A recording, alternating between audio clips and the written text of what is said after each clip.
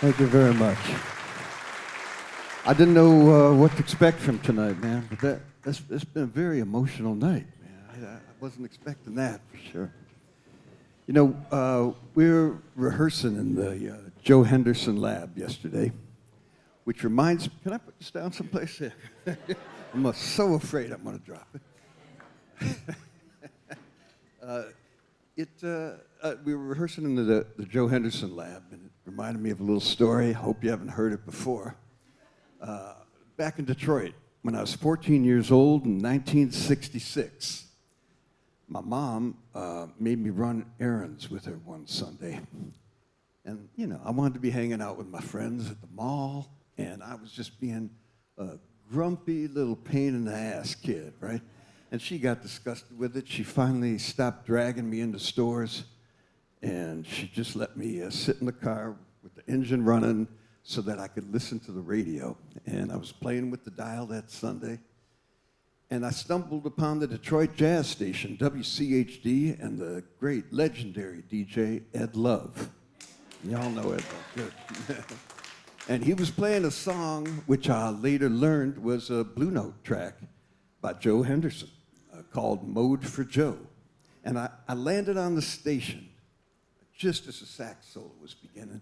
And man, I never heard anything like that before in my life. He was emitting these kind of anguished cries from the saxes. Right? And it caught my ears because it matched the profound anguish I was experiencing being forced to run errands with my mom all day, right?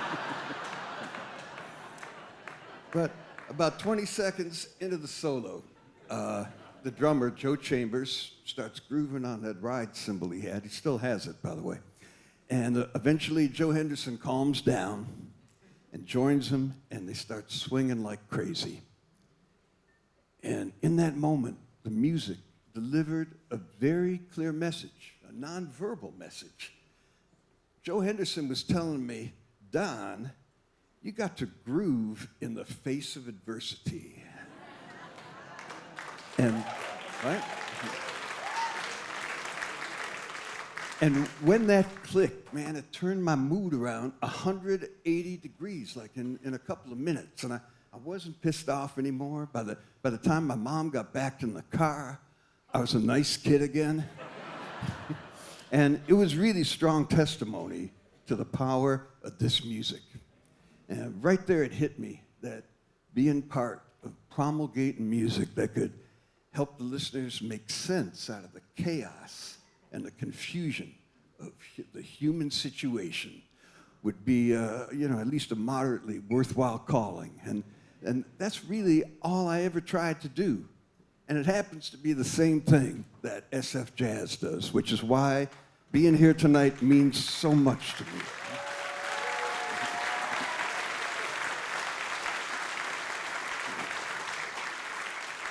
Now, while I was sitting here, I was thinking about the first time I came to the theater, which was back in 2013. And Jason Moran was recording for the label at the time, and he told me that they were going to take out all the seats on the main floor and build a half pipe right here. Was anybody at that show?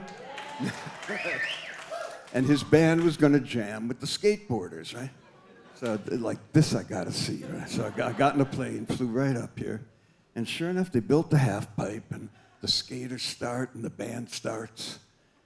And about a minute in, the first skater falls. And all the jazz fans who knew nothing about skateboarding, including myself, we all stood up and gasped, you know, like, should we call an ambulance? Is he gonna be all right? It was nothing to the skater, and he got back up, and he kept going.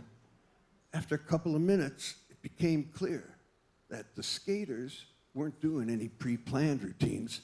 They were improvising just like the musicians were.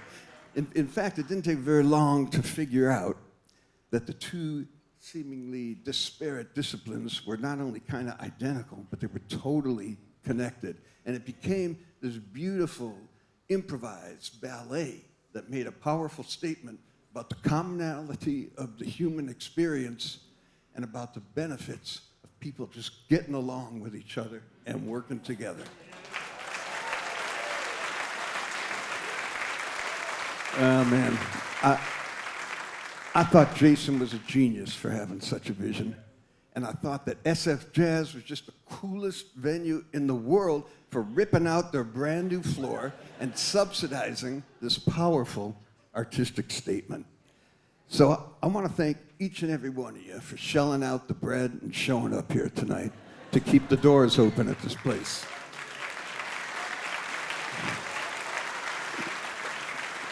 We can all see what's happening to the arts in this country, and we need SFJAZZ now more than ever, and SFJAZZ needs and deserves our support more than ever.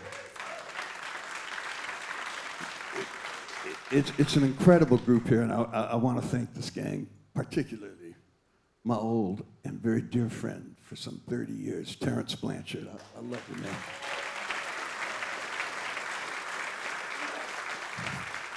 And I want to thank Burkhard Hopper for organizing the event, and Gita Tate for organizing the gala dinner, and everyone working at SFJAZZ for putting so much effort into this night. And to my old friend Paul Reiser, what a surprise, man. Your being here means a whole lot. Bless you, man. And my hero, Maestro Charles Lloyd, and Bill Frisell, and Kurt, and Ambrose, and Melissa, and Gabriella, and Lisa, Chris, and this incredible SFJAZZ Collective band with my old friend Kendrick on the drums. I'm taking those arrangements, by the way. I'm gonna talk to Chris after that. That was just fantastic, man. And I'm touched that everyone showed up, flew here to sing one song, and that's beautiful. I also want to thank my longtime manager, Larry Jenkins, for all the work he put into this. He's listening on the live stream tonight. Hope you're feeling better, man. And I want to thank the general manager of Blue Note Records, Justin Seltzer, for helping out with this. Thank you, brother. And last but certainly not least, thanks to my wonderful family, some of whom are here tonight, including my wife Gemma, and Henry was, and Sal was, and Olivia McDowell.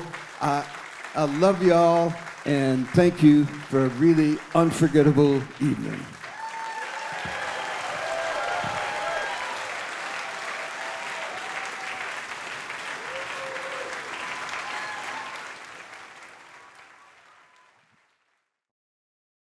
Hey everyone, Terence Blanchard here.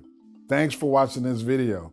If you dug it, be sure to give it a like or leave a comment. And don't forget to subscribe to our YouTube channel. We've got lots more videos coming out soon. Last note, if you want to watch some amazing concerts filmed at our venue, head over to our website and check out SFJAZZ at Home. Thanks for your support and stay tuned.